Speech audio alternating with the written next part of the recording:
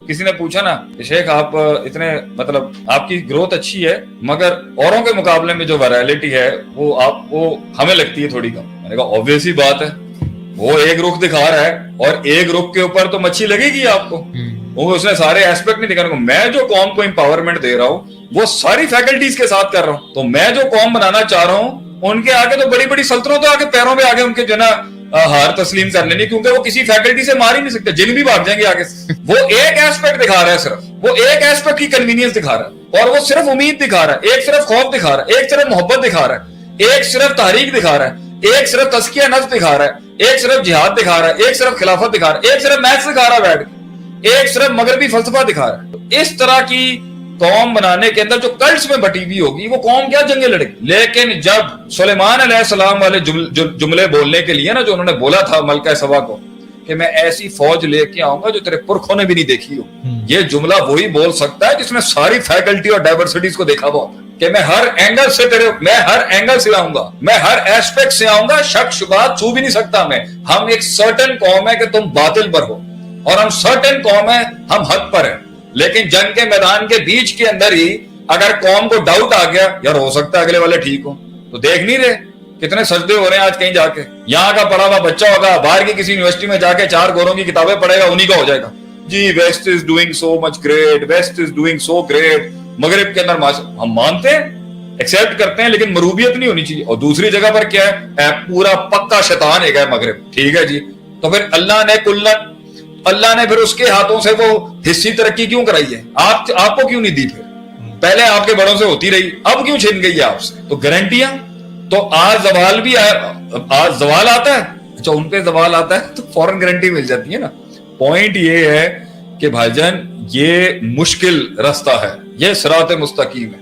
امید بھی خوف بھی, ہر وقت گارڈ آن رکھنا کہ بھائی میں ابھی ریڈ لسٹ میں ہو سکتا ہوں. فلا تزکوا انفسکم, اپنے نفس کے تزکیے بیان نہ, ہمیں پتہ ہی نہیں ہے. اور یہاں قومیں ڈیفائنڈ بیٹھی ہوئی ہیں, ہم بھائی اسی منہج پہ چل رہے ہیں, ہمارا کلیئر ہے کھاتا, کچھ بھی ہو جائے ہفتے آگے ہم نے یہ پکڑ کے رکھا, ہم نے یہ جز پکڑ کے رکھا ہوا, ہم کلیئر ہے.